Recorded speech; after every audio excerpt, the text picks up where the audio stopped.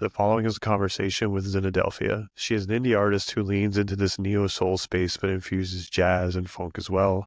She's currently on tour and released an EP recently called The Magazine. I hope you enjoy the conversation I had with Zinadelphia. Yeah, so absolutely excited to have an artist I think I've kind of really been following since your single Mirrorball came out on Spotify and everywhere. Zinadelphia, thank you for taking the time today. Appreciate you talking with us. How have things been? Things are good. Things are really busy lately, but it's been all good and I'm enjoying it. How are you? Good. Yeah, things have been a little rough at times, but we're making it work. So I guess I'm kind of curious, when did you first start making music in general? I guess, like I've been doing whole like playing in my basement or playing after school type thing for my whole life. But then I did like this school of rock and when I was in high school and like started performing, but it really wasn't until college. I went to Temple, it's in Philly, and I just kind of like thing to do was just go to house shows. They have such a strong house show community, so I just did that every single weekend and then made a bunch of friends and then recruited them. And I was like, I want to do this too. And then made a band and then started making music. And then yeah, so I was just like writing on the side and then we were playing a lot of covers and then um, started releasing music like just like really dumb shit that I would like make on GarageBand. It sounded bad, but like I was like, whatever. And then I released the song Mirrorball as like a class project, basically, and then just like kept going. So it just like kind of like the quality just progressed a little bit every time. Yeah, I get that. So kind of speaking, to the music you've been releasing, you just released a new EP called Magazine, right? And so kind of what's your mental space around that? Like I know for me when I like work on something and release it, it's kind of like bittersweet. It's sweet because it's out there to the world, but it's also something you've like, crafted for so long. So yeah, just kind of wondering how you're feeling about all that. I feel really good about it. I think like sometimes in the past, release days have been like doomsdays for some reason because it's just like, okay, this thing that you've been putting, like you poured your heart and soul into, like whole universe gets it and they get to decide like whether they care about it or not. And just hard because you care about it so much, but I'm so proud of this body of work. I've like never felt so proud of something and so me in music. So I've been very excited about it. And I think with that mindset, I was just kind of like, I don't care if four people listen to this project, like in total. Like I am so proud that I did it and I'm proud that it exists. And it like made me excited to keep going and to keep making music. So I think just having that mindset this time around has made the whole like release experience so much better. And I've just been having so much fun and I can actually like appreciate the people who are listening and just like I'm very excited about it. So it's so very good. Yeah. I think my favorite, like, so I listened to it and I think the coolest thing outside of the music itself is literally like you've turned it into this, I don't know, like literally like a magazine. So for anybody who doesn't have Spotify, all the canvases are like individualized to look like pages of a magazine. I think that's so cool. Yeah, I love, kind of what you've done with it artistically outside of the music. Thank you. Yeah, So, I kind of have a degree in graphic design, so I was just like, let's put my degree to work. right, right. So obviously, I guess having a degree in graphic design, did you always want to be a musician, or is this kind of something, like you had talked about, you kind of fell into? I always wanted to be a musician. I just didn't want to like admit it to myself because I thought it was kind of embarrassing to have like such a big goal. So I just like avoided telling other people and I avoided like telling myself. And I was just like, well, it's just a hobby. I'll just do it on the side, just like feel cool. And then I knew the entire time I was just like, this is the only thing I want to do. So I just like majored in a bunch of random shit in college just to like avoid the truth. But then, you know, you always get where Yeah, 100%.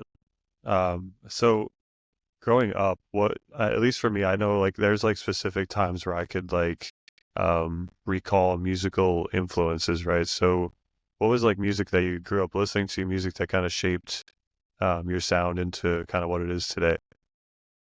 I guess my parents, like, they're not big music listeners. Like, my family is like athletic, and I'm not.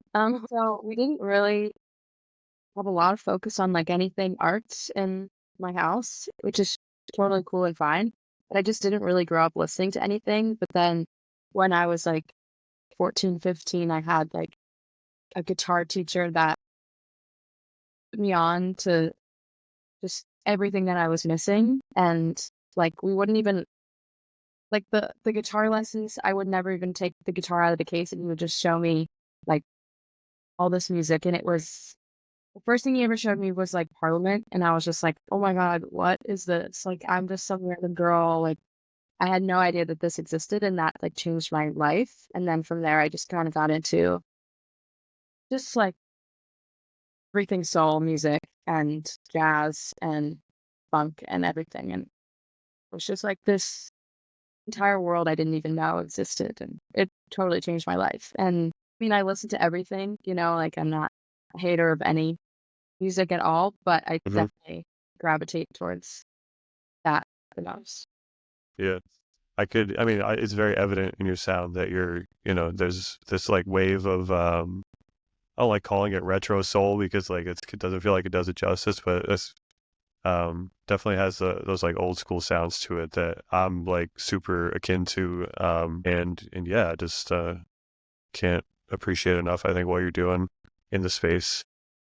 Yeah. So what, I guess in terms of making songs and writing music, what does that creative process look like for you? I feel like it's different for anybody, but like I feel like some artists are like my mood has to be, I write better when I'm sad, or I get better songs when I'm happy. What's that look like for you? Think I feel like I try to write every single day.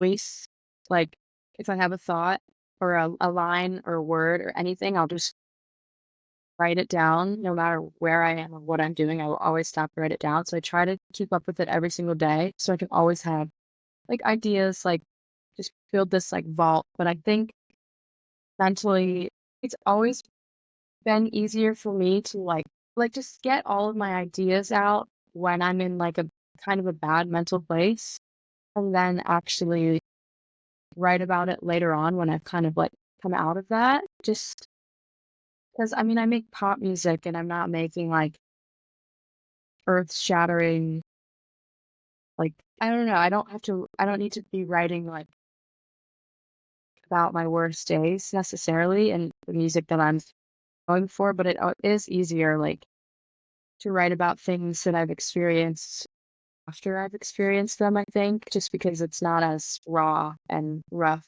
and I can like talk about it. So I think there's a lot of stuff on this project that I kind of had to look back on within the last like 2 or 3 years and just kind of like come to terms with like, oh, that happened and that was not good. And sometimes I just like didn't even realize what was going on, but like I didn't even realize how bad of a place I was in mentally. But now being in a good place, I'm able to write about it and not have it like ruin my life. And I'm able to like sing it, every night on tour or something and be okay with it.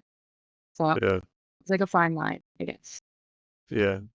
I think in my findings and like talking to a few artists at this point, it feels like that songwriting process can be like super therapeutic in ways of like, getting it all out and kind of just having it not in your head anymore. It doesn't weigh as heavy on the head anymore.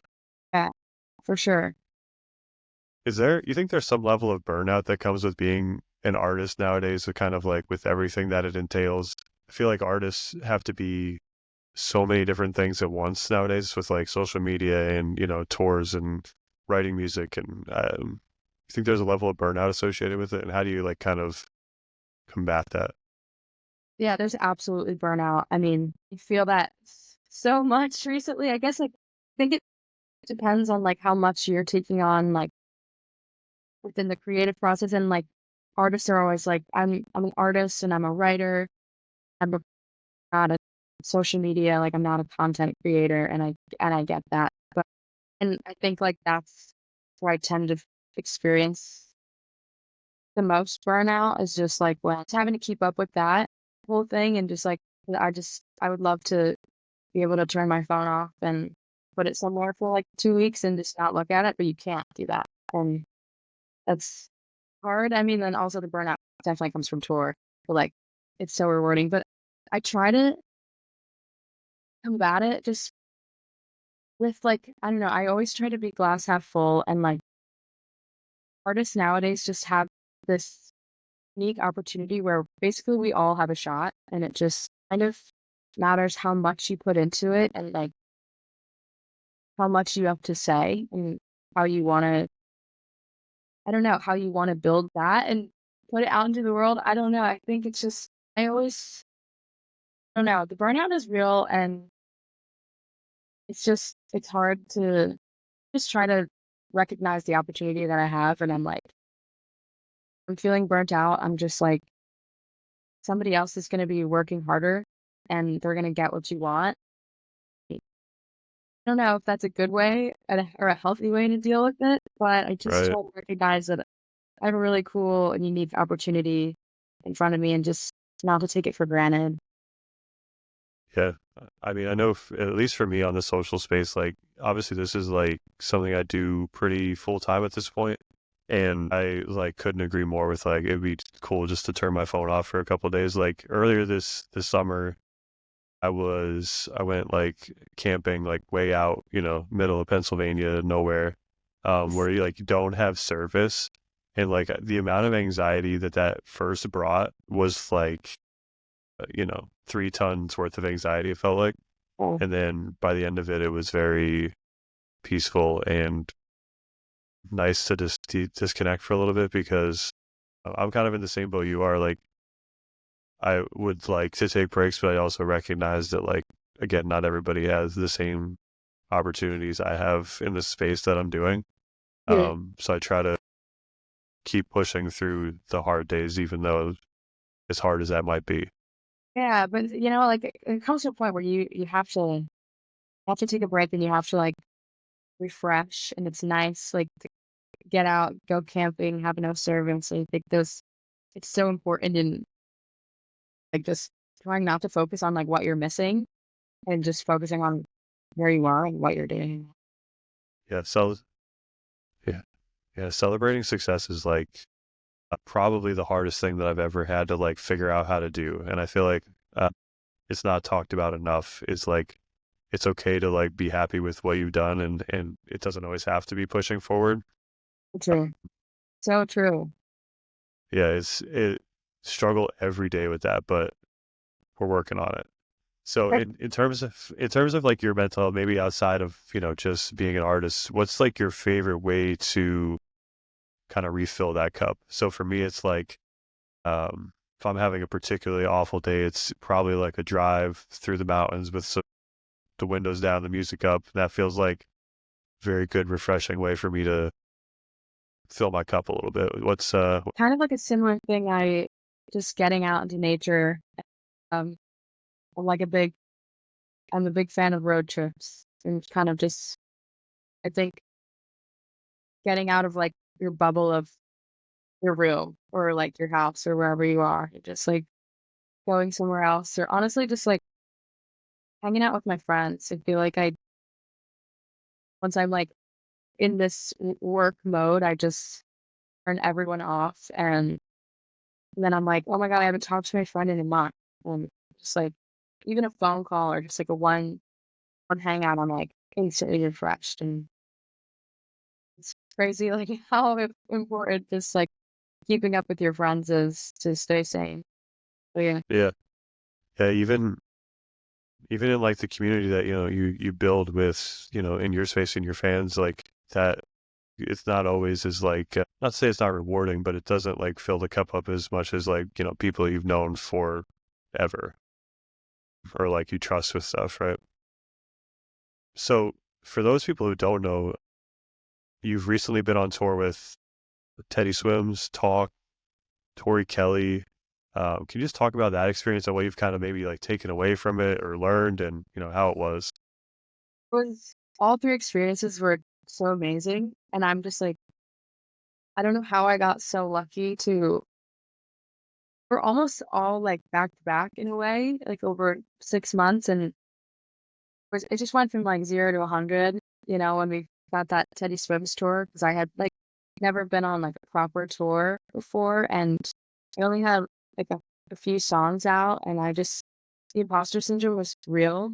I think after those tours and just, like, the response I got from audience and people who, would talk to me at the shows or, like, continue to follow me after the shows and listen to my music and spread it around, and that was, like, just the most rewarding thing I've ever felt, and just the first time I was like, "Okay, this is something that people are connecting with," and, like, my experiences and what I'm talking about is actually, like, resonating with people, and I don't know, I've, like, never felt so much joy, and I've just fell in love with touring, and I fell in love with those artists and their fans and their communities, and I don't know, it was so imposter syndrome at first, and then, like, after the last run, I was just like, "Maybe I am, like, cut out to do it, like, to do this whole thing," and that was, like, a really cool feeling to experience rather than just like, "Why am I here? I'm, like, nothing compared to these artists, blah, blah, blah." Then after the last one, I was just like, "You know what? Just, like, give yourself a little grace, give yourself time, like, you're still new here, and, like, yeah, you can be cut out for it too. Everyone starts somewhere, and it's a slow build, and it's good to have a slow burn." So, Yeah. Do you feel like since, Mirrorball came out 2 years ago? Is that right? yeah.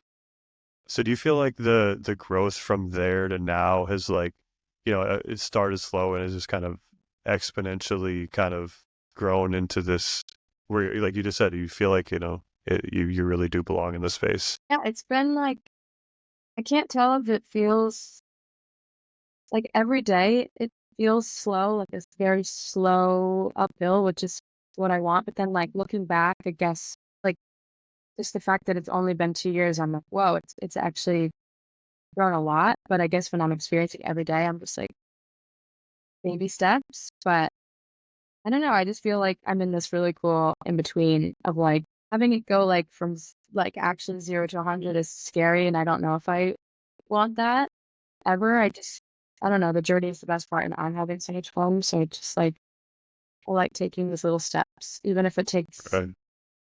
20, 30 years, it's okay. Yeah.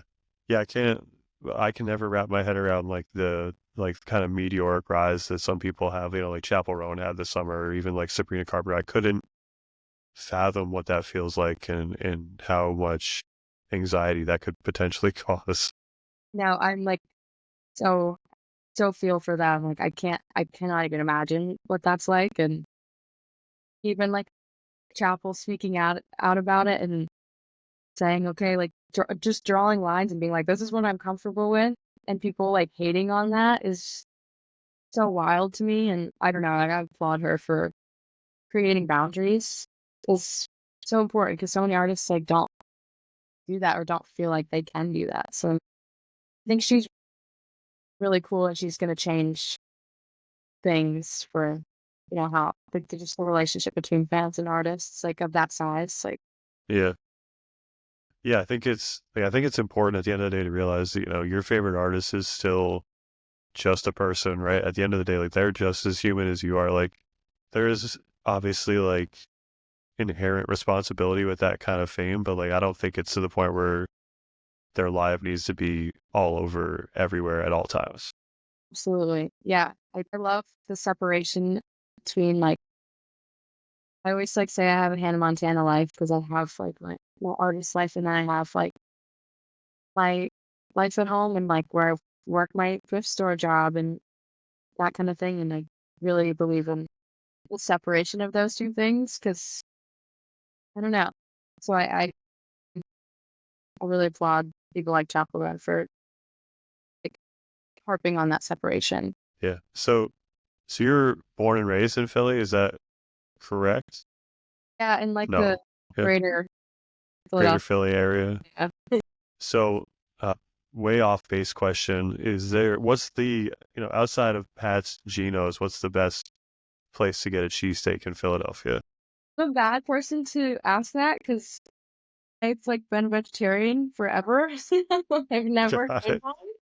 No, Like, got uh, it. yeah, but I guess I can't answer the question. All good. Yeah. I was worried about asking that. I'm like, man, what if, she's a vegan or vegetarian? But I figured I'd ask anyway. It feels like the great debate amongst like I have a lot of friends or a few friends from Philly. The debate is like where to get the best cheesesteak. So figured I'd try with it. I think it's like the most famous ones are usually the worst ones. It's Right. Yep. the consensus that I've heard. It's just if you've heard of it from like across the world, it's probably not that good. Right. So let's talk about like the song you're, most proud of. Maybe not the most popular one, but just one that you're most proud of. Mm. I guess there's like a toss up. I think the magazine, which is the title track of my project, is something that I feel very proud I've put in the world. It's like something I didn't ever talk about. It's just like some struggles that I have had for my whole life, and I never thought I would ever make that public. But I always just said I wasn't gonna write about it until the words were exactly right. And just so happened that I felt like I got the words right, and it wasn't like some song that was like inspirational, like you can do this. It was just like this is the ugly truth and this is the way it is, and I don't have the solution to it because I'm not recovered. So it was just kind of this harsh reality of a song. And, like it was nice to switch up from my like pop girl thing and just talk about some real shit. And same with this other one, like Advice from Ray, that just came out, which is like kind of about having, I don't know, differences between like, I have a lot of differences between like my parents and like just some things like that. And it's about like looking for parental figure that you don't have differences with. And just, I don't know, learning to shut down in like certain situations and learning that your voice matters and you have the right to in certain spaces and say certain things. And yeah, so they're just like two songs I hold near and dear to my heart. Yeah. I think I think I know I personally struggle with the whole, parental figure thing, like childhood less than great, not different time, different subject. But yeah, I think speaking on those types of things, you find that it's a very common ground amongst a lot of people. And yeah, kind of like what I've always tried to do that on, at least in my social spaces, is like speak to mental places and try to be as transparent as possible with very hard things. And yeah, it's like liberating and it's a weird like community that you build around it as well. So Yeah, I can see absolutely. why you'd be proud of such things. Yeah, you don't really realize like how many people you know or even strangers are really going through it until you speak on it and then they're like, "Oh, me too." You're like, "Wow, look at this like beautiful thing." Not beautiful, but in a way it's like beautiful that we can all connect on it, but Yeah, also like a little sad. yeah. So kind of now leading off of your EP, you're gonna be headlining a tour soon, right? Yeah. How does that feel? Like, I mean, obviously you've opened for a bunch of folks now, but being the headliner of a tour, what are kind of your feelings going into that? It's I'm super excited. I'm super nervous too. It's a big jump, like playing a 30 or 45-minute set to like an hour and a half set and like having a whole band and like being the person that like people come to see is really cool, but very scary. And I'm like nervous about like putting on a good enough show and like making it worthwhile. Like going to a concert is like the whole thing, you know, you get ready with your friends, you buy tickets, you spend money, and then you like go out and about into the world and like you have to stand in some like sweaty crowd and it's like overwhelming and it's just like I can't believe that all these people are doing that for me. So I just want to Right. like make it worthwhile. Yeah, and I just kind of want to find a way of like making it special and making it, I don't know, making it a really fun experience and also like making sure people are safe and comfortable and people Yeah. feel like it's a concert that they can come to alone, you know, because I love going to shows alone and I want it to feel like something people can show up to alone. So Yeah. Yeah. Going to shows alone is like its whole other set of anxieties and like yeah, weirdness that comes about it. Like that's something I've like struggled with wholeheartedly for my entirety of my life is like doing things alone and still do. Like I was at a concert a couple of nights ago by myself and it was like felt like I'm just, you're stuck feeling like the most awkward person, but it gets easier over time for sure. And I think the more you put yourself in weird situations that maybe you haven't been in before, the better you usually end up.